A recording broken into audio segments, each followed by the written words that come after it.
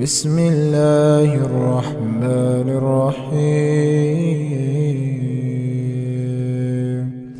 يا أيها المزمل قم الليل إلا قليلا نصفه أو ينقص منه قليلا أو زد عليه ورتل القرآن ترتيلا إنا سنلقي عليك قولا